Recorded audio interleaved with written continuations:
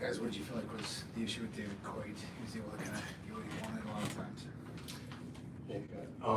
With guys like that who can get hot quick, we talk about shutting off their water earlier, taking away their rhythm, and we weren't able to do that, which made those shots at the end of the game a lot easier for them. Isaac, what did you feel like was working for you for the three today? I think my shot just felt good, and the coaches put a lot of trust in me, my teammates too, so I just felt confident to knock it down. How hard is it going in a game like this after just knocking off Michigan State? I would say, and the coaches do a pretty good job with this, like that's irrelevant to us. I feel like obviously we didn't play the way we wanted to, but we try to just have a mentality that once the game's over, try to get better from it and then focus on the next opponent. What do you feel like you didn't do that the game plan included? A lot of it was just physicality. They were better than us in the paint, more physical than us on our drives.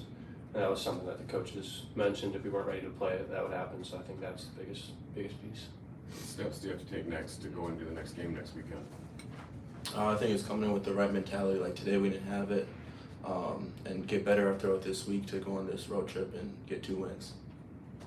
Was it similar at all to Penn State? Slow start at that one as well? I think so, probably a little bit. Obviously, every game's a little bit different. Yeah, there's definitely some similarities just to the focus level that I think we brought as a team. What about Maryland made it tough for you guys to score in the paint? I think it was just their defensive physicality, their edge, and we didn't come ready to match that and bring our own to what we typically do, so I think that's what made it tough. Anything else for players? All right. Thanks, guys.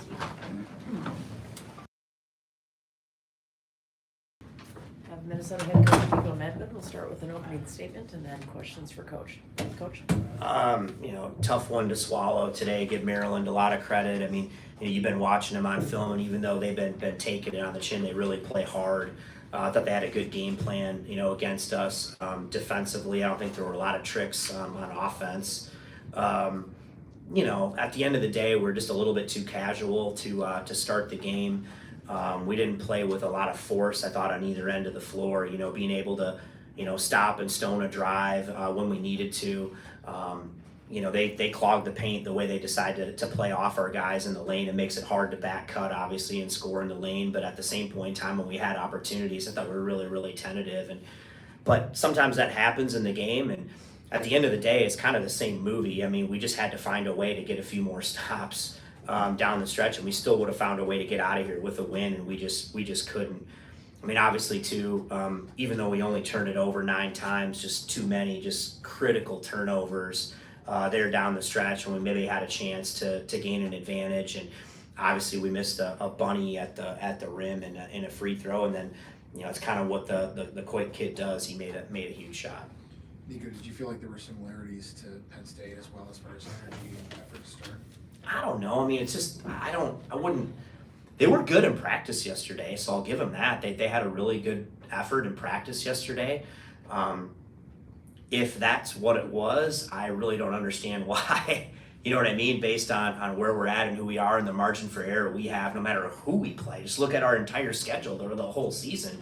The margin for error is really, really small. We have to play one way and have to play with a certain edge regardless of our opponent. And even when we do, and we play really hard and we play at our best, we got to expect it's going to be a close game. We've got to find a way to grind these out. That's just kind of who we are and where we're at right now. And listen, they showed some fight here. I don't want to take anything away from Maryland either. Act like our guys laid an egg. That's not what happened, right? We made some play, but again, I knew this was going to be a close game. I knew it. All of them are, right? We're playing, and we just didn't play with enough force on either end of the floor. Points in the paint was a big issue. What do you feel like was the deciding factor? Well, I mean, that's what they do. They're physical. Again, I think they had 2 assists. I think they were 10 of 14 from 2 in the second half and had two assists. I mean, they are, I think, last in the league in assists. We knew that. Just didn't do a good enough job of helping each other. We call it stoning a drive.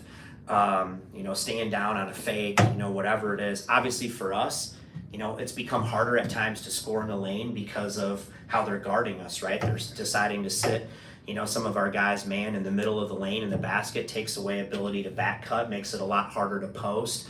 Some of that just is what it is. And then when we did have some opportunities in there, I just thought we were really tentative at the rim. What about Coy? Was so tough to stop? I mean, he was at the top of the game plan. I mean, same thing. He had 40 against Penn State. He's had 40 another game. That's what he does. I mean, there was nothing he did that wasn't, at the top of the scouting report the last 2 days. He gets going, and it's really difficult. He made some tough shots, but I think too, whenever the film will go back and look at it, and maybe we left him open or had a communication error on a couple of them. Once they see it go in, it can become hard to stop. So You guys- go ahead. You guys sure shot well from three. What did you feel like was working there, especially for Isaac? Well, that's kind of what was open, the way they were really trying to take away the lane from us. I mean, I know that was their game plan. They switched everything too, which caused some problems, but we found ourselves open, and that's kind of what happened. And so we knocked some threes down tonight. I mean, yeah, it's hard to make 14 threes and lose. That's the way I think. So kind of off basketball, the Sky You Must Strong stuff, you obviously brought some of this from Colorado State, but what does this all entail besides just representing a certain person today, each player? Well, I think, for us, and again, we did start this at Colorado State, I think it's a way to impact the local community here. Obviously, I love what the college basketball coaches do a great job at the national level with Coaches versus Cancer, but sometimes I think it's, can even be more impactful to use your platform here, locally. And so it's a partnership we're excited about. Obviously our players, you hope and already can develop a personal connection, with some of these families and people who are fighting cancer. Our guys, they had an opportunity to learn about each one of these patients. They wrote, our kids a letter. That can be really touching and really help kind of create perspective on what they're going through. You think you had a bad day, to have a little bit of perspective, and had an opportunity for them to come to practice on Friday and spend a bunch of time with our guys, which is great. And like this sucks. I mean, losing this sucks, but you know what? Every one of those guys got to go back out on the court right there. And again, it's bigger than basketball. They've got to spend time and understand, win or lose. It's bigger than that. And so hopefully we can find a way to continue to make this initiative bigger, you know what I mean, and better. But I think that's something that's really cool. Anything else for Coach? What's the road trip coming up? What are some things that you guys got to work on before you get to next game? Well, I mean, we win or lose, I think we need 2 days off here. I mean, I just think we're in the dog days of the season. It's been a grind. A lot of guys playing a lot of minutes, working hard in practice. I mean, you guys know what our rotation is. And so, yeah, you feel after this you want to get right back out there, but I think we need to take Monday and Tuesday off. I think that's the last time we can do that all season. And so I think that's critical for us. And then, sometimes when these things happen too, it's really good to kind of take a 30,000-foot view, like you're emotional after the wins or you're emotional after the loss, but sometimes catching your breath a little bit as a coach and as a player and coming back with the right perspective here on Wednesday when we get back out to the practice floor and look at what's in front of us and look how we can hit the ground running for the stretch run. Speaking of a lot of minutes, you had more rotation in the first half. Is there a reason why you kind of went back to your starters in the second?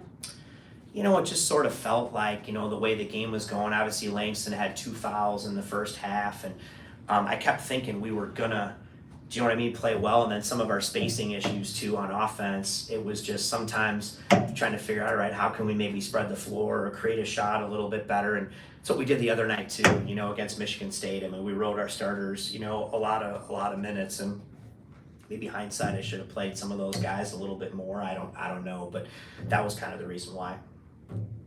Thanks, Coach. Thanks. Thank you.